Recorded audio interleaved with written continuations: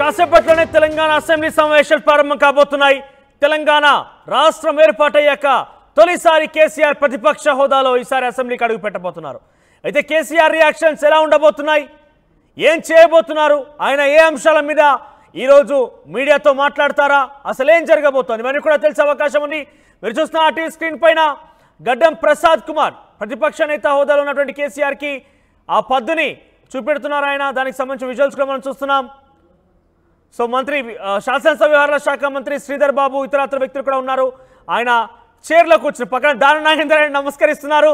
దానం నాగేందర్ ఇటీవలే బీఆర్ఎస్ పార్టీకి రాజీనామా చేసి కాంగ్రెస్లో చేరారు. దానం నాగేందర్ సెకండ్ ఇస్తున్న విజువల్స్ మీరు చూస్తున్నారు. పక్కనే బోయినపల్లి సంతోష్ కుమార్ కూడా ఉన్నారు. సో మొత్తం మీద బీఆర్ఎస్ పార్టీ ఎమ్మెల్యేలు, బీఆర్ఎస్ పార్టీ నేతలు కూడా అక్కడ చేరుకున్నారు. గడ్డం ప్రసాద్ కుమార్ కేసీఆర్కి ఆహ్వానం పలుకుతున్నారు. ప్రతిపక్ష నేతకి ఆయనకి ఇచ్చినటువంటి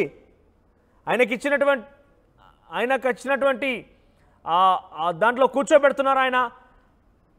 సో మొత్తం మీద శాసనసభ వ్యవహారాల శాఖ మంత్రి శ్రీధర్ బాబు ఇతరత్ర వ్యక్తులు కూడా ఉన్నారు. సో ఒకసారి ప్రతిపక్ష నేత హోదాలో కేసీఆర్కి వస్తున్న నేపథ్యంలో పెద్ద ఎత్తున ఆసక్తి నెలకొంది. ఇక పార్టీ ఫిరాయింపులు, రుణమాఫీపై నిరసనలకు బీఆర్ఎస్ పార్టీ ప్లాన్ చేసింది. దివంగత ఎమ్మెల్యే లాస్య నేతపై సంతాప తీర్మానం ఉండబోతోంది. ఈ తీర్మానాన్ని ముఖ్యమంత్రి రేవంత్ రెడ్డి ప్రవేశపెట్టబోతున్నారు. ఎస్ ఒకసారి మనతో పాటుగా శ్రీధర్ జాయిన్ అవుతున్నారు అసెంబ్లీ సమావేశాల నుంచి. ఎస్ శ్రీధర్, సో ఏ రకంగా ఉండబోతుంది, కేసీఆర్ రాబోతున్నారు, ఉత్కంఠ రేపుతోంది, ఆయన ఏం మాట్లాడబోతున్నారు, ఎటువంటి అంశాల మీద ఆయన రియాక్ట్ కాబోతున్నారు, అవన్నీ కూడా చాలా ఎక్స్పెక్టేషన్స్ అయితే ఉన్నాయి. సో ఏ రకంగా ఉంది, బీఆర్ఎస్ ఎమ్మెల్యే ఏం చెప్తున్నారు? మనోజ్ మరికొద్ది సేపట్లో ప్రారంభమయ్యేటువంటి తెలంగాణ వార్షిక బడ్జెట్ సమావేశాలు ఏవైతే ఉన్నాయో వాటికి సంబంధించి వేడిగా జరిగేటువంటి అవకాశాలు స్పష్టంగా కనిపిస్తున్నాయి. ఇప్పటికే అటు బీఆర్ఎస్ ఎమ్మెల్యేలు కానివ్వండి, కాంగ్రెస్ ఎమ్మెల్యే, మరొక ప్రతిపక్ష పార్టీ అయినటువంటి బీజేపీ ఎమ్మెల్యేలు ఒక్కొక్కరికి కూడా ఒకవైపు అసెంబ్లీకి కూడా చేరుకుంటున్నటువంటి దృశ్యాలు చూస్తున్నాం. ప్రత్యేకంగా ఈ అసెంబ్లీ సెషన్కు సంబంధించి వార్షిక బడ్జెట్ ఉంటుంది కాబట్టి బడ్జెట్ సమావేశాలు ముందుగా 11 గంటలకు ఒకవైపు బడ్జెట్ సమావేశాలు ప్రారంభమవుతాయి. దివంగత నేతలు ఎవరైతే ఉన్నారో, చనిపోయిన వారు కానీ వారందరికీ కూడా సంతాపకు సంబంధించినటువంటి తీర్మానాన్ని ముఖ్యమంత్రి రేవంత్ రెడ్డి ప్రవేశపెడతారు. అనంతరం సభ కూడా వాయిదా పడుతుంది. ఆ సభ వాయిదా అనంతరం కూడా బీఎస్సీ సమావేశం ఉంటుంది. బీఎస్సీ సమావేశానికి సంబంధించి కూడా పలు కీలకమైన నిర్ణయాలు, అంటే సభ ఎన్ని రోజులు కొనసాగాలి, వేటి పైన కూడా ఒకవైపు సభలో చర్చ జరగాలన్న అంశాలన్నీ కూడా బీఎస్సీలో చర్చిస్తారు. దీంట్లో ప్రభుత్వం నుంచి ఒకవైపు ఈ సభకి అటు స్పీకర్ అధ్యక్షత వహిస్తే ప్రభుత్వ ప్రతిపక్ష పక్షాలు కూడా ఇందులో ఒకవైపు కూడా పాల్గొంటాయి. సభకు సంబంధించి ఇప్పటికే కేవలం వారం రోజులు నడిపిస్తుందని ఒకవైపు బయటికి వచ్చిన నేపథ్యంలో పెద్ద ఎత్తున ఒకవైపు ప్రతిపక్ష నేతలు అటు బీఆర్ఎస్ కానివ్వండి, ప్రతిపక్ష పార్టీలో బీజేపీ అయినా కానీ పెద్ద ఎత్తున ఎక్కువ రోజులు సభను నడపాలి, ఇది బడ్జెట్ సమావేశాలు అని చెప్పి పట్టుబడుతున్నటువంటి సిచ్యువేషన్ ఉంది. ఈ సభకు సంబంధించి ఒకవైపు నేరుగా కాంగ్రెస్ ప్రతిపక్ష పార్టీలు అయినటువంటి బీజేపీ ఎమ్మెల్యేలు ప్రస్తుతం ఇటు అంబేద్కర్ స్టాచ్యూ ఏదైతే ఉందో ట్యాంక్ బండ్ వద్ద ఉన్నటువంటి అంబేద్కర్ స్టాచ్యూ వద్దకు చేరుకున్నారు. దీనికి సంబంధించి ఇక్కడ నుంచి అంబేద్కర్ స్టాచ్యూ నుంచి కూడా వీరందరూ కూడా ఇక్కడ నుంచి అంబేద్కర్ స్టాచ్యూకు కాసేపటి క్రితమే నివాళులర్పించారు. ఇక్కడ నుంచి అసెంబ్లీ వరకు కూడా ఏదైతే కాంగ్రెస్ ఇచ్చినటువంటి 6 గ్యారంటీలు కానివ్వండి, పార్టీ ఫిరాయింపులు ఏవైతే ఉన్నాయో వాటికి సంబంధించి కూడా నిరసన తెలిపేందుకు ముందుగా అంబేద్కర్కు ట్యాంక్ బండ్ లిబర్టీలో ఉన్నటువంటి విగ్రహానికి నివాళులు అర్పించారు. ఇక్కడికి వచ్చి నిరసనకు అంటే కాంగ్రెస్ అవలంబిస్తున్న విధానానికి ఇచ్చిన హామీలో ఒకవైపు వైఫల్యం చెందింది కాబట్టి వాటికి నిరసన కూడా ఇక్కడ నుంచి అసెంబ్లీకి కూడా ఒకవైపు కూడా పాదయాత్రగా వెళ్ళే అవకాశం కూడా ఉంది. వీరు ఇక్కడ పాదయాత్రగా వెళ్ళి అక్కడి నుంచి అసెంబ్లీలో ప్రస్తుతం అవలంబిస్తున్న విధానాలపైన కూడా అటు బీజేపీ వీటిపైన అన్నింటినీ కూడా ఎండగట్టాలనిపిస్తుంది. మరొక పక్క అటు బీఆర్ఎస్ అయితే కూడా అటు గన్ పార్క్లో అందరూ గ్యాదర్ కావాలి, దానికి సంబంధించి కూడా ఒకవైపు ఎండగట్టాలని చెప్పి చూస్తున్నటువంటి పరిస్థితి ఉంది. ఒక్కసారి బీజేపీ నేతలు, బీజేఎల్పీ నేత ఉన్నారు, మనతో ఒకసారి మాట్లాడించే ప్రయత్నం ఒక్కసారి చేద్దాం. ఏంటి ఈరోజు అసెంబ్లీ స్టార్ట్ అవుతుంది, ఎటువంటి వ్యూహాలు అమలు పెట్టబోతున్నారు? ఈ ప్రజా వ్యతిరేక విధానాన్ని ఎండగట్టి కార్యక్రమం తీసుకోబోతున్నాం. భారతీయ జనతా పార్టీ ప్రజల పక్షాన్ని నిలబడతా ఉన్నది. ఈ ప్రభుత్వం 7 నెలల్లో పూర్తిగా అవినీతి మయమైపోయినటువంటి సంగతి మీరు చూశారు. మరి అన్ని రకాలుగా ప్రజల్ని మోసం చేసి తప్పుడు హామీలు ఇచ్చిన హామీలు నెరవేర్చకుండా ప్రజానికాన్ని మోసం చేసేటువంటి ప్రభుత్వ వైఖరి మారే విధంగా భారతీయ జనతా పార్టీ పోరాటం చేయబోతున్నది. అసలు ప్రభుత్వం ఏదైతే వైఖరి ఉంది ఆ ప్రభుత్వ వైఖరిని కూడా పూర్తిగా ఎండగడతాం. వాటన్నిటికి కూడా దానికి సంబంధించి కూడా ఇచ్చినటువంటి హామీలు కానివ్వండి, ప్రస్తుతం అవలంబిస్తున్నటువంటి ప్రభుత్వ విధానాలు అయితే ఏవైతే ఉన్నాయో వాటన్నిటికి సంబంధించి ఖచ్చితంగా నిలదీస్తామని చెప్తున్నారు. చూస్తున్నాం ఒకవైపు పాదయాత్రగా ప్రారంభమవుతున్నటువంటి పాదయాత్ర ఇప్పటికే ఎమ్మెల్యేలు ఇక్కడ నుంచి అంబేద్కర్ స్టాచ్యూ నుంచి కూడా పాదయాత్రకు సంబంధించి కూడా ఒకవైపు పాదయాత్రగా వెళ్లేందుకు సిద్ధమవుతున్నారు. అసెంబ్లీ సమావేశాలకు వెళ్లేందుకు సిద్ధమవుతున్నటువంటి ఎమ్మెల్యేలు ప్లకార్డులు చూస్తున్నాం. ఒకవైపు కాంగ్రెస్ ఇచ్చినటువంటి హామీలు ఏవైతే ఉన్నాయో వాటికి సంబంధించినటువంటి ప్లకార్డులను కూడా ప్రదర్శిస్తుంది. ఎందుకంటే రైతు భరోసా కానివ్వండి, పాస్బుక్కు సంబంధించినటువంటి మొన్న చేసినటువంటి రైతు రుణమాఫీ విషయాలు ఏవైతే ఉన్నాయో వాటన్నిటితో కూడా నిరసనగా ఒకవైపు కూడా ఇక్కడి నుంచి వెళ్లేందుకు కూడా సిద్ధమవుతున్నటువంటి పరిస్థితి. మరి అసెంబ్లీ సమావేశాలు బీజేపీ వాళ్ళు ఈ విధంగా అసెంబ్లీ సమావేశాలకు నిరసన తెలుపుతే, మరొక పక్క గతంలో ఏదైతే ప్రభుత్వంలో ఉన్నటువంటి బీఆర్ఎస్ ప్రస్తుతం ప్రధాన ప్రతిపక్షంలో ఉంది కాబట్టి ఆ అధినేతకు సంబంధించి ఇప్పటికే బీఆర్ఎస్ అధినేత హాజరవుతారని పెద్ద ఎత్తున ఒకవైపు కూడా పార్టీలో కూడా చర్చ జరుగుతుంది. దానికి సంబంధించి కేసీఆర్ వస్తే కాంగ్రెస్ రెండు రకాలుగా ఆలోచిస్తుంది. కేసీఆర్ ఒకవేళ అసెంబ్లీకి వస్తే ప్లాన్ ఏ, కేసీఆర్ రాకుంటే ప్లాన్ బిగా ఒకవైపు ప్రతిపక్ష పార్టీలకు దూకుడుగా వ్యవహరిస్తూ వాళ్ళని అటాక్ చేయకుండా కూడా ఒకవైపు ముందస్తుగా కౌంటర్ ఇవ్వాలని చెప్పి కూడా కాంగ్రెస్ యోచిస్తుంది. కాబట్టి మరి ఎక్కువ రోజులు అటు కాంగ్రెస్ ఇచ్చినటువంటి 6 గ్యారంటీలు కానీ ఇతర హామీలు ఏవైతే ఉన్నాయో వాటన్నిటిని నిలదీసేందుకు మొన్న జరిగినటువంటి రైతు రుణమాఫీ కానివ్వండి, కాంగ్రెస్ ఇచ్చినటువంటి 6 గ్యారంటీలో భాగంగా ఇంకా అమలు చేయనటువంటి అంశాలు కానీ రాష్ట్రంలో జరుగుతున్నటువంటి పాలనకు సంబంధించి అటు బీఆర్ఎస్ ప్రతిపక్ష పార్టీ ఉన్నటువంటి బీఆర్ఎస్ మరొక పార్టీ బీజేపీ రెండు కూడా నిలదీసేందుకు సిద్ధమయ్యాయి. మరి బీఎస్సీ సమావేశం అనంతరం ఏదైతే ఉందో స్పీకర్ అధ్యక్షత జరుగుతుంది కాబట్టి అనంతరం ఎన్ని రోజులు సెషన్ అనేది అసెంబ్లీ సెషన్ అనేది కూడా వార్షిక బడ్జెట్ సెషన్ కొనసాగుతుందనే దానికి ఒక క్లారిటీ వచ్చే అవకాశం అయితే కనిపిస్తుంది. మొత్తం మీద ప్రతిపక్ష పార్టీలు అధికార పక్షాన్ని ఇరుకున బీఎస్సీ సమావేశంలో ప్రతిపక్ష నేతగా కేసీఆర్ కూడా పాల్గొనాల్సి ఉంటుంది. ఎన్ని రోజులు సమావేశాలు నిర్వహించాలి, ఎన్ని రోజులు ఈ సమావేశాలు ఉండబోతున్న విషయంలో వాళ్ళు క్లారిటీ తీసుకుంటారు బీఎస్సీ మీటింగ్ లో. ఈ బీఎస్సీ మీటింగ్ లో డెఫినెట్ గా గతంలో మనం చూస్తే బట్టి విక్రమార్క హాజరయ్యారు ప్రతిపక్ష నేతగా. సో ఈసారి ప్రతిపక్ష నేతగా కేసీఆర్ బీఎస్సీ మీటింగ్ హాజరు కాబోతున్నారా? ఆ అవకాశం ఉందా? మనోజ్, మొత్తం మీద ఈ సెషన్ కు సంబంధించి కేసీఆర్ ఒక రోజు హాజరవుతారని చెప్పి కూడా బీఆర్ఎస్ వర్గాలు చెప్తున్నటువంటి పరిస్థితి. మధ్యాహ్నం బీఆర్ఎస్ ఎల్పీ సమావేశం కూడా అటు తెలంగాణ భవన్లో ఉంది. దానికి సంబంధించి అసెంబ్లీకి సంబంధించి అసెంబ్లీ సెషన్ కు సంబంధించి అసెంబ్లీ ఏ విధంగా ముందుకు వెళ్లాలన్న దానిపై కూడా సభ్యులకు ఒకవైపు కేసీఆర్ దిశానిర్దేశం చేసే అవకాశం ఉంది. మరొక పక్క బీఆర్ఎస్ పార్టీ నుంచి ఇప్పటికే 10 మంది ఎమ్మెల్యేలు వెళ్ళి కాంగ్రెస్ పార్టీలో జాయిన్ అయ్యారు. కాబట్టి పార్టీ ఫిరాయింపులకు వ్యతిరేకంగా మాట్లాడి రాజ్యాంగం గురించి మాట్లాడినటువంటి కాంగ్రెస్ ఏదైతే ఉందో దాని వైఖరిని ఎండగట్టాలని చెప్పి కూడా ఆ నేతలకు సూచించే అవకాశం ఉంది. గతంలో బీఎస్సీ సమావేశం గత సమావేశాలకు సంబంధించి బీఎస్సీ మీటింగ్ జరిగినప్పుడు కూడా చూసాం కేసీఆర్ హాజరు కాలేదు. కేసీఆర్ తరఫున స్పీకర్కు ఒకవైపు కేసీఆర్ అడిగి ఆ పార్టీకి చెందినటువంటి నేత సీనియర్ నేత హరీష్ రావు కూడా అక్కడికి వెళ్ళారు. కాబట్టి ఈసారి కేసీఆర్ ఈ రోజు హాజరై బీఎస్సీ సమావేశానికి హాజరవుతారా లేదంటే తన ప్రతినిధిగా ఎవరినన్నా పంపిస్తారా అనేది కూడా ఆసక్తికరంగా అయితే మారిందని చెప్పాలి. ఒకవేళ కేసీఆర్ వెళ్ళకపోతే హరీష్ రావు లేదా కేటీఆర్ లేదంటే పార్టీలో ఉన్నటువంటి ఇతర సీనియర్ నాయకులు ఎవరన్నా వెళ్ళే అవకాశం ఉంది అని చెప్పొచ్చు. మరొక పక్క బీఎస్సీ సమావేశానికి సంబంధించి మాత్రం ప్రతిపక్ష పార్టీలు ఎక్కువ రోజులు సభను నడిపించాలని చెప్పి కూడా డిమాండ్ చేస్తున్నాం. గతంలో కేసీఆర్ అవలంబించి తక్కువ రోజులు సభ పెట్టారు కాబట్టి అదే విధానాన్ని కాంగ్రెస్ అవలంబించేందుకు కూడా సిద్ధమైందంటూ కూడా ఇప్పటికే బీజేపీ కూడా ఆరోపిస్తుంది. కాబట్టి ఈ రోజు ఎక్కువ రోజులు సభ పెట్టాలి, కొన్ని అంశాల మీద కూడా చర్చించాలని చెప్పి కూడా ప్రతిపాదనలు పెట్టే అవకాశాలు స్పష్టంగా ఉన్నాయి. మనోజ్, శ్రీధర్, పార్టీ ఫిరాయింపులకు సంబంధించి పెద్ద ఎత్తున బీఆర్ఎస్ పార్టీ నుంచి కాంగ్రెస్ లో చాలా మంది ఎమ్మెల్యేలు చేరిపోయారు. ఈ విషయం పైన స్పీకర్ కి ఫిర్యాదు చేశారు కేటీఆర్ తదితర ఎమ్మెల్యేలందరూ కూడా కలిసి. సో స్పీకర్ నుంచి ఎటువంటి రియాక్షన్స్ అయితే లేవు. అయితే అసెంబ్లీ సమావేశాలు ప్రారంభమవుతున్న నేపథ్యంలో సో దానికి సంబంధించి బీఆర్ఎస్ ఎమ్మెల్యేలు కానీ బీఆర్ఎస్ పార్టీ అధినేత కేసీఆర్ కానీ ఏమన్నా తీసుకునే అవకాశం ఉందా? హాల్లో ఉండండి. గన్ పార్క్ నుంచి ప్రతినిధి మధు లైవ్ లో అందుబాటులో ఉన్నారు. ఎస్ మధు, అక్కడ ఎటువంటి సిచ్యువేషన్ ఉంది? అసెంబ్లీకి కేసీఆర్ వస్తున్న నేపథ్యంలో బీఆర్ఎస్ ఎమ్మెల్యేల రియాక్షన్స్ ఏంటి? వాళ్ళు ఏ రకంగా రియాక్ట్ అవుతున్నారు? ఎగ్జాక్ట్లీ, తెలంగాణలో బీఆర్ఎస్ ఓటమి తర్వాత మొదటిసారి అసెంబ్లీ సెషన్కి హాజరవుతున్నారు మాజీ ముఖ్యమంత్రి కేసీఆర్. సో ఈరోజు ముఖ్యంగా ప్రజా సమస్యల ఎజెండాగా గత ప్రతిపక్షంలో ఉన్నప్పుడు ఏదైతే హామీలు ఇచ్చారో 6 గ్యారెంటీలు అధికార పీఠం చేపట్టిన తర్వాత కాంగ్రెస్ వాటిని అమలు చేయకపోతున్నటువంటి తీరుపైనే ప్రధానంగా దీనిపైన ఫోకస్ పెట్టేటువంటి అవకాశం ఉంది. కాకపోతే కేసీఆర్ మొదటిసారి ఓటమి తర్వాత అసెంబ్లీ సమావేశాలకు హాజరవుతున్నారు కాబట్టి కాస్త ఆసక్తి ఉంది పొలిటికల్ సర్కిల్లో కానీ రాజకీయ వర్గాల్లో కానీ కాస్త ప్రజల్లో కానీ. కేసీఆర్ ఏం చెప్పనున్నారు? ఎందుకంటే గతంలో అవినీతి ఆరోపణలు చేశారు. అంటే గత ప్రభుత్వానికి సంబంధించినటువంటి అనేక ప్రాజెక్టులపైన కాళేశ్వరం కావచ్చు, విద్యుత్ కొనుగోలుకు సంబంధించిన అంశం కావచ్చు, తర్వాత ఫోన్ ట్యాపింగ్ ద్వారా ప్రతిపక్షాలకు సంబంధించిన నాయకుల కదలికలు ఎప్పుడు తెలుసుకున్నారు ప్రతిదీ అనేటువంటిది. సో వీటిని పైన కేసీఆర్ సమాధానం చెప్పే అవకాశం ఉంది. మనం చూస్తూ ఉన్నాం గన్ పార్క్ దగ్గర బీఆర్ఎస్ పార్టీకి సంబంధించిన ఎమ్మెల్యేలు చేరుకుంటున్నారు. వీరందరూ ఇక్కడికి చేరుకున్న తర్వాత నివాళులు అర్పించి అసెంబ్లీ సమావేశాలకు హాజరవుతారు. చూస్తూ ఉన్నాం విజువల్స్లో. హరీష్ రావు, ఎమ్మెల్యేలు సునీత లక్ష్మారెడ్డి, ఆత్రం జాదవ్, నరేష్ జాదవ్, తర్వాత ఆసిఫాబాద్ జిల్లాకు సంబంధించినటువంటి ఎమ్మెల్యే వీళ్ళంతా హాజరయ్యారు. విజువల్స్లో చూస్తున్నాం. అందరూ ఎమ్మెల్యేలు హాజరు కాగానే అంతా నివాళులు అర్పించి అసెంబ్లీ సమావేశాలకు హాజరు కానున్నారు. వీళ్ళంతా ముఖ్యంగా కేసీఆర్ వస్తున్నటువంటి నేపథ్యంలోనే వీటిపైన ఎక్కువగా ఫోకస్ ఉంటుంది. ప్రజా సమస్యలపైనే 6 గ్యారంటీల అమలుకు సంబంధించినటువంటి అంశం కావచ్చు, క్షేత్రస్థాయిలో కొన్ని అంశాలు ఏవైతున్నాయో వాటిపైన వాళ్ళు కేసీఆర్ నిలదీసేటువంటి అవకాశం ఉంది. 2 సెషన్లు జరిగాయి తెలంగాణలో. ప్రభుత్వం మారిన తర్వాత 2 సెషన్లకి కేసీఆర్ హాజరు కాలేదు. కాబట్టి ఈసారి హాజరయ్యేటువంటి సెషన్లోనే కేసీఆర్ ఎక్కువగా ఏం చెప్పనున్నారు అనేటువంటి దానిపైన ఆసక్తి కొనసాగుతుంది. చూస్తున్నాం ఒక్కొక్క ఎమ్మెల్యేలు వస్తూ ఉన్నారు అసెంబ్లీ సెషన్లో.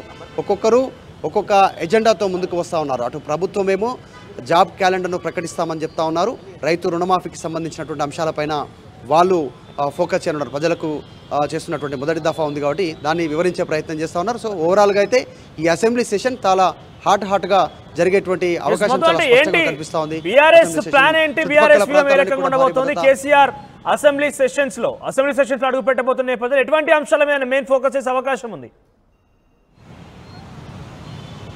అంటే మొత్తం నిరుద్యోగులకు సంబంధించి నిన్న మొన్న జరిగినటువంటి ప్రధాన అంశం నిరుద్యోగుల అంశంపైనే ఫోకస్ పెట్టనుంది. బీఆర్ఎస్ సంబంధించినటువంటి ప్రధాన ప్రతిపక్ష హోదాల వాళ్ళంతా కూడా మా డిఎస్సి వాయిదా బీజేపీ ఎమ్మెల్యేలు అక్కడ ట్యాంక్ బండ్ దగ్గర అంబేద్కర్ విగ్రహం నుంచి పాదయాత్రగా వాళ్ళు అసెంబ్లీకి వస్తున్నారు. 8 మంది బీజేపీ ఎమ్మెల్యే అందరూ కూడా వారు ప్లకార్డులు ప్రదర్శిస్తూ ముందుకు కొనసాగుతున్నారు. సో వాళ్ళ ప్రధాన డిమాండ్స్ ఏంటి? ఈరోజు ఎటువంటి వ్యూహం పనబోతున్నారు శ్రీధర్? బీజేపీ ఎమ్మెల్యేలు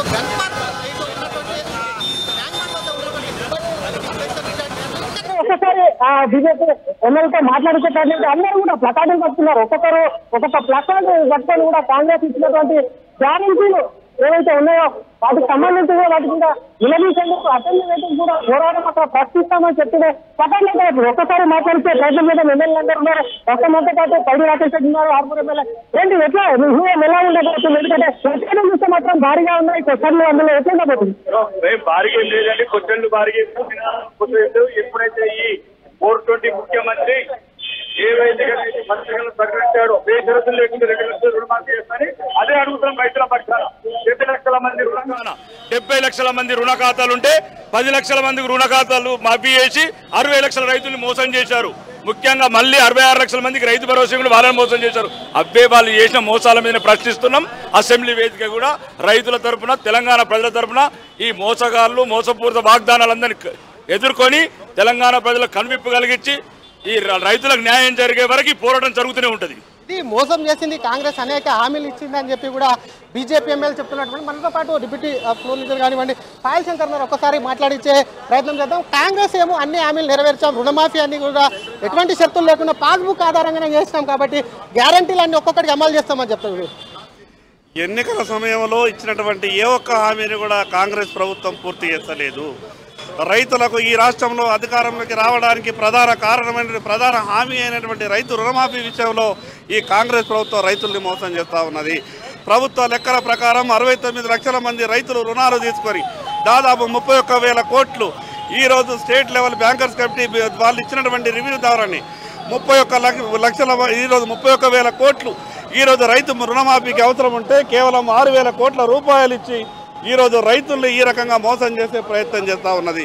మేము అందుకే ఈ ప్రభుత్వాన్ని డిమాండ్ చేస్తూ ఉన్నాం.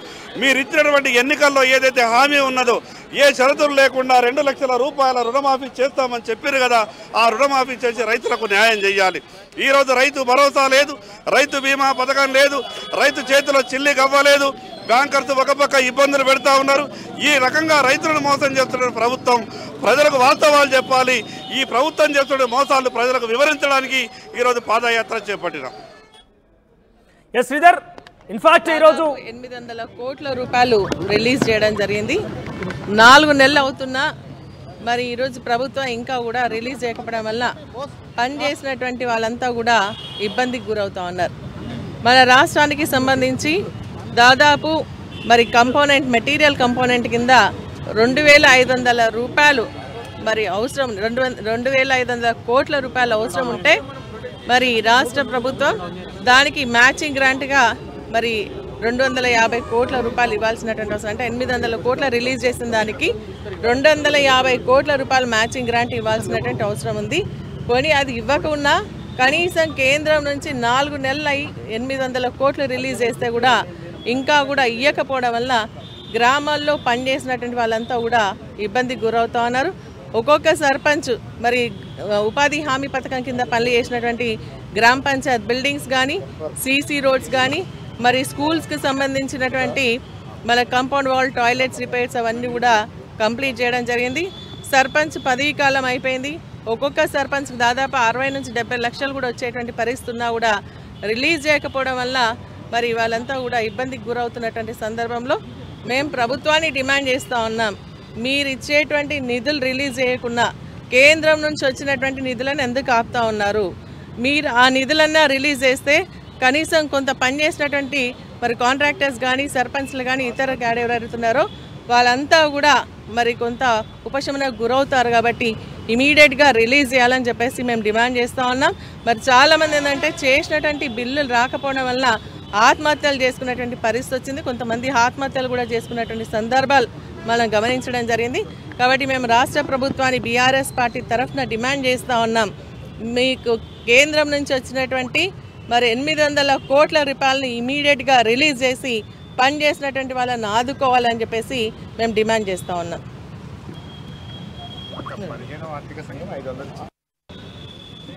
అందరికీ నమస్కారం. కేంద్ర ప్రభుత్వం మరి 15వ ఆర్థిక సంఘం నిధులు మరి కేంద్ర ప్రభుత్వం 500 కోట్లు ఇస్తే మరి ఇప్పటి వరకు మరి గ్రామ పంచాయతీలకు నిధులు ఇవ్వట్లేదు.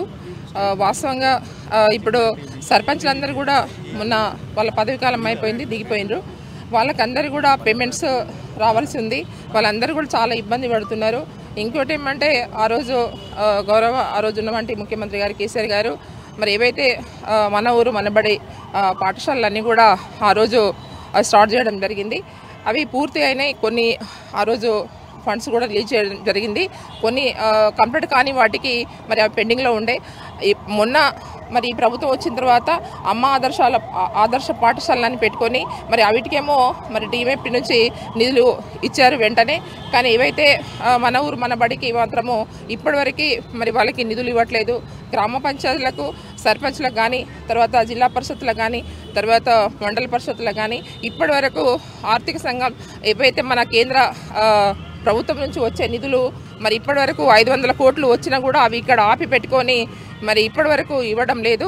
మరి ఈ ప్రభుత్వం చిత్తశుద్ధి ఉంటే ఖచ్చితంగా వెంటనే అవి నిధులు విడుదల చేయాలని మేము కోరుకుంటూ మరి ఏదైతే ఇప్పుడు మన గ్రామ పంచాయతీలకు వాస్తవంగా మొన్న సర్పంచ్లందరూ కూడా దిగిపోయిన తర్వాత మరి వాళ్ళు సర్పంచ్లు ఉంటే ఎక్కడో అక్కడ వాళ్ళు తీసుకొచ్చేసి మరి పాపం వాళ్ళు బిల్స్ తర్వాత ఇస్తాం కానీ బల్బులు కానీ, శానిటేషన్ సంబంధించిన బ్లీచింగ్ పౌడర్స్ కానీ, స్ప్రే కానీ అవన్నీ కొడుతుండే.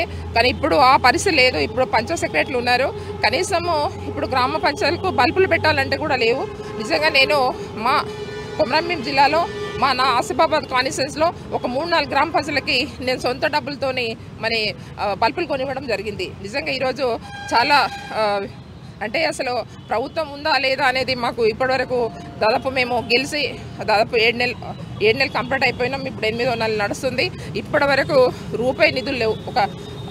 ఏ నియోజకవర్గానికి కూడా ఒక్క నయా పైసా కూడా ఇప్పటి వరకు ఇవ్వని సందర్భం. కాబట్టి మరి ఏదేమైనా కూడా ప్రభుత్వం ఖచ్చితంగా మరి 500 కోట్లు వెంటనే కేంద్ర ప్రభుత్వం విడుదల చేసిన నిధులని వెంటనే ఇవ్వాలని మేము కోరుకుంటూ మరి ప్రభుత్వానికి మేము డిమాండ్ చేస్తున్నాం. వెంటనే డబ్బులు రిలీజ్ చేయాలని మేము కోరుకుంటున్నాం. జై తెలంగాణ. రమేష్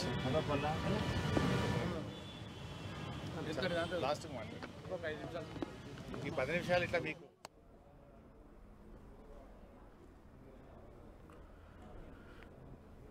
శ్రీధర్, అయితే ఈ రోజు యూనియన్ బడ్జెట్ కూడా ప్రవేశపెట్టబోతోంది. తెలుగు రాష్ట్రాలకు సంబంధించి కూడా పెద్ద ఎత్తున ఆశాభావం వ్యక్తం చేస్తున్నారు. ముఖ్యంగా తెలంగాణకు సంబంధించి కూడా పెద్ద ఎత్తున రాష్ట్ర ప్రభుత్వం కూడా ఇప్పటికే పలుమార్లు కేంద్ర మంత్రులను కూడా కలిసింది. సో మీరు బీజేపీ ఎమ్మెల్యేలతో ఉన్నారు కాబట్టి ఒకసారి బీజేపీని అడిగే ప్రయత్నం చేయండి.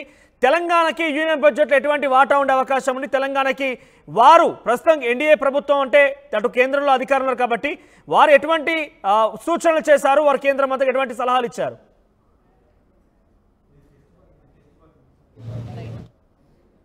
అటు కేంద్ర బడ్జెట్ ఈరోజు ప్రవేశపెట్టినారు. దానికి సంబంధించి దాన్ని చూసి ఒకవైపు కూడా రాష్ట్ర ప్రభుత్వం బడ్జెట్ పెట్టే అవకాశం ఎల్లుండి కూడా ప్రవేశపెట్టేందుకు కూడా సిద్ధమైందని చెప్పాలి. ఒక్కసారి బీజేపీకి సంబంధించినటువంటి నేతలు అందరూ అయితే వస్తున్నారు. ఒక్కసారి ఫ్లోర్ లీడర్తో మాట్లాడించే ప్రయత్నం చేద్దాం. ఈరోజు కేంద్ర బడ్జెట్ అయితే ప్రవేశపెడుతున్నారు. దానికి సంబంధించి కేంద్ర బడ్జెట్కు సంబంధించినటువంటి అంశాల్లో తెలంగాణకు మీరు ఏమైనా రెఫర్ చేశారా? ప్రత్యేకంగా బడ్జెట్ కేటాయించమని మీ కేంద్ర మంత్రులు కానీ మీ అధిష్టానాన్ని కానీ కోరారా? ఎప్పుడైనా కేంద్రం ఈ తెలంగాణ రాష్ట్రం మీద ప్రత్యేకమైనటువంటి ప్రేమ మనకు తెలుసు. గత 10 సంవత్సరాల్లో కూడా ఈ రాష్ట్రానికి సంబంధించి 9,50,000 కోట్ల రూపాయలు ఇచ్చి ఆదుకున్నటువంటి సంగతి మీకు తెలుసు. తెలంగాణ రాష్ట్రం మీద ఎప్పుడు కూడా కేంద్రానికి ప్రేమ అభిమానాలు ప్రత్యేకంగా ఉన్నాయి కాబట్టి గత 10 ఏళ్లలో 9.5 లక్షల కోట్ల రూపాయలు ఇచ్చి ఆదుకున్నది. ఇప్పుడు కూడా కేంద్రం ఖచ్చితంగా తెలంగాణ రాష్ట్రానికి అన్ని రకాలు చెప్పేది ఒకటి. ఇక్కడ అధికారంలో ఉన్నటువంటి రాష్ట్ర ప్రభుత్వం అధికారంలో ఉన్నటువంటి పార్టీలు చెప్పేది ఒకటి, మాకు రాష్ట్రానికి రావాల్సినటువంటి ఏదైతే ఉన్నాయో అవే ఇస్తున్నారు తప్ప అడిషనల్గా ఏమి ఇవ్వట్లేదు. మేము ఏదన్నా సెంట్రల్ ఏజెన్సీస్ కానీ ఇన్స్టిట్యూషన్స్ కోరినప్పటికీ కూడా ఇవ్వట్లేదు అని చెప్పి ఆరోపణలు చేస్తున్నటువంటి సిచ్యువేషన్ కూడా ఉంది. చూడండి, వీళ్ళు ప్రతిపక్షంలో ఉన్నారు కాబట్టి ఆరోపణలు చేస్తూ ఉన్నారు తప్ప పేపర్లు తప్పు చెప్పవు కదా, ఇచ్చినటువంటి ఫిగర్స్ తప్పు కావు కదా. 9,50,000 కోట్ల రూపాయలు ఈ రాష్ట్రం కాదా? మరి ఎప్పుడు కూడా కేంద్రం రాష్ట్రాన్ని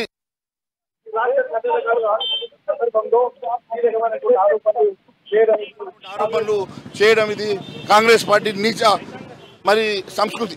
నేను ఒకటే తెలియజేస్తా ఉన్నాను, ఈరోజు ఈ రాష్ట్ర ప్రభుత్వం ఇచ్చిన హామీలు నెరవేర్చలేక ఈ రాష్ట్ర ప్రభుత్వం పూర్తిగా వైఫల్యమైన సందర్భంలో ఏమి పాలుపోక కేంద్రం మీద ఈ రకమైన ఆరోపణలు చేయడం సహజమే కదా. అసలు కేంద్రం పెద్దన్నలాగా కానివ్వండి ఉండి అన్ని విధాలు ఆదుకున్నా కానీ ఇటువంటి ప్రతిపక్షాలు కానివ్వండి ఇక్కడ ఉన్నటువంటి పార్టీలు ఇటువంటి వ్యాఖ్యలు చేయడం సరికాదంటారు. ఒక్కసారి బీజేపీకి చెందినటువంటి ఎమ్మెల్సీ కానివ్వండి అటు ఉన్నటువంటి నేత ఉన్నారు, ఒక్కసారి మనతో ఆయనతో మాట్లాడించే ప్రయత్నం చేస్తారు. మీరు టీచర్స్ ఎమ్మెల్సీగా ఎన్నికయ్యారు కానీ ఇప్పటి వరకు తెలంగాణకు సంబంధించి విద్యాశాఖ మంత్రులు ఎట్లా చూస్తారు? అసలు ఏంటంటే అన్ని శాఖల కంటే కూడా విద్యాశాఖ చాలా ప్రాముఖ్యమైనటువంటిది. అది ప్రస్తుతానికి గవర్నమెంట్ ఏమన్నదంటే ఖాళీగా ఉన్న ఉద్యోగాలన్నీ కూడా భర్తీ చేస్తామంటున్నారు. కానీ మంత్రివర్గంలో ఉన్నటువంటి ఖాళీని కూడా ఇప్పటివరకు భర్తీ చేయలేకపోతుంది. అన్నిట్లలో ముఖ్యమైనది ఏంటంటే విద్యాశాఖ. అది ప్రస్తుతానికి గౌరవ ముఖ్యమంత్రి దగ్గర ఉంది కాబట్టి ఎవరు పోవాలన్నా వాళ్ళకు అవకాశం దొక్కట్లేదు. వెంటనే ఆ 40 మూల్యను వేరే వాళ్ళకి ఇవ్వాలి.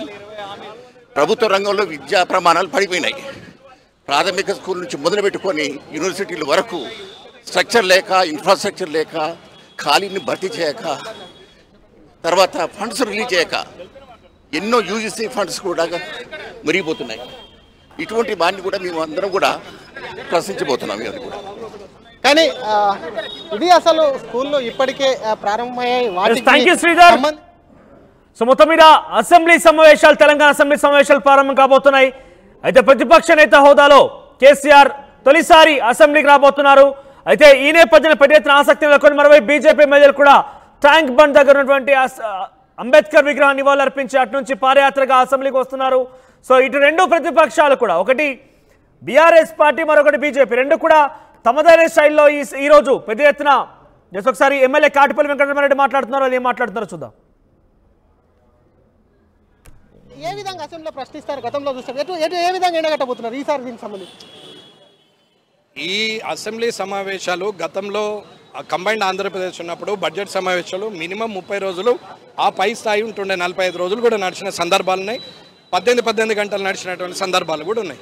కానీ 2014 తర్వాత తెలంగాణ ఏర్పడిన తర్వాత అది 4 రోజులు 5 రోజులకు కుదించడం జరిగింది. ఏడాదికి 3 సెషన్లు ఇవ్వాలంటే 10 రోజులు 12 రోజులలో క్లోజ్ చేస్తున్నారు. అదే పద్ధతిలో కేసీఆర్ గారు ఉండి అనవసరం ఏం మాట్లాడతారు, అసెంబ్లీలో మాట్లాడి చేసేదేముంది, పని చేస్తే అయిపోతుంది అన్నట్టు అసెంబ్లీకే విలువ తీసేసారు. కొత్తగా రేవంత్ రెడ్డి గారు వచ్చారు. ఆయన ఏం ఆలోచిస్తున్నాడు, ఎక్కువ టైం ఇస్తే ఎక్కువ ప్రశ్నలు వస్తాయి, ఎక్కువ టైం మాట్లాడితే ఎక్కువ సమస్యలు పెరుగుతాయి, కాబట్టి తక్కువ టైంలోనే క్లోజ్ చేయాలని చెప్పేసి ఆయన 5 రోజులు 10 రోజులు ఇదే పెడుతుండే. ఇప్పటికి 14 రోజులు నడిపారు అసెంబ్లీని. ఇదే కాంగ్రెస్ గతంలో కేసీఆర్ ను బీఎస్సీలో నిలదీసింది, అసెంబ్లీ సాక్షిగా నిలదీసింది, ఎక్కువ రోజులు నడిపించాలని కాంగ్రెస్ ప్రతిపక్షంలో ఉన్నప్పుడు. మరి ఇప్పుడు ఎందుకు ఈ వైఖరి అవలంబిస్తుంది? అదే అప్పుడు, ఇది ఇప్పుడు. అప్పుడు ప్రతిపక్షం కాబట్టి నిలదీసింది, ఇప్పుడు ప్రభుత్వ పక్షం నిలదీయేది. వాళ్ళు మాట్లాడాలి కదా, ఎదుటోడు నిలదీసే అవకాశం ఇవ్వద్దని తక్కువ చేస్తున్నది, ఇంతకన్నా ఎక్కువేముంటుంది. కాబట్టి ఏది ఉన్నా కానీ సమస్యల మీద అసెంబ్లీలో మాట్లాడితే ప్రజలకు వివరణ దొరుకుతుంది, సమస్యకు పరిష్కారం దొరుకుతుంది, ఖచ్చితంగా భవిష్యత్ తరాలకు మార్గం దొరుకుతుంది. అది కాకుండా అసలు మాట్లాడడమే తప్పు అన్నట్టు ఎవరిని మాట్లాడకుండా వాళ్ళే మాట్లాడి ఏదోటి చేసి క్లోజ్ చేస్తున్నారు, అది సమస్య. కాబట్టి ఇప్పుడు రైతు బీమా, రైతు భరోసా, రైతు రుణమాఫీ ఏదైతే మేనిఫెస్టోలో పెట్టిరో ఆ మేనిఫెస్టోలో పెట్టింది అక్షరాల పాటించమని చెప్తున్నాం, అంతే. మేము ఏమనట్లేదు. కానీ దానికి కండిషనల్ పెట్టద్దు. ఇవాళ ప్రజాభిప్రాయ సేకరణ అంటున్నారు రైతు భరోసాకు. ఏంది ప్రజాభిప్రాయ సేకరణ? ఆ రోజు చేయలే. మరి రైతు మేనిఫెస్టోలో పెట్టేటప్పుడు ప్రజాభిప్రాయ సేకరణ తీసుకునేది ఉండే కదా, తీసుకోలేదు కదా. కాబట్టి ఇవాళ ప్రజాభిప్రాయ సేకరణ ఎందుకు, ఇది అర్థం చేసుకోవాలి. కాబట్టి రేవంత్ రెడ్డి గారు గతంలో ఉన్న ముఖ్యమంత్రి చేసినటువంటి పనులకి భిన్నంగా ఉంటే నీకు పేరు వస్తుంది. కానీ గత ముఖ్యమంత్రికి 2 ఆకులు ఎక్క చదువుకున్న ముఖ్యమంత్రిగా మీరు ప్రయత్నం చేస్తున్నారు. కాబట్టి అరవడము, అన్పార్లమెంటరీ మాట్లాడడము, ఎదుటోళ్ళని నిందించడము, ప్రతిపక్షం మీద నిందలు మోపడం తప్ప వేరే అలవాటు లేని ఈ రాజకీయం మారాలనేది మన ఉద్దేశం. కాబట్టి రైతులకు అన్కండిషనల్గా ఇచ్చేయాలి. అసలు థ్యాంక్ యూ శ్రీధర్. సో మొత్తం మీద అసెంబ్లీ సమావేశాలు ప్రారంభం కాబోతున్న నేపథ్యంలో ప్రతిపక్ష నేతగా కేసీఆర్ వస్తున్న నేపథ్యంలో ఉత్కంఠ నెలకొంది. మరోవైపు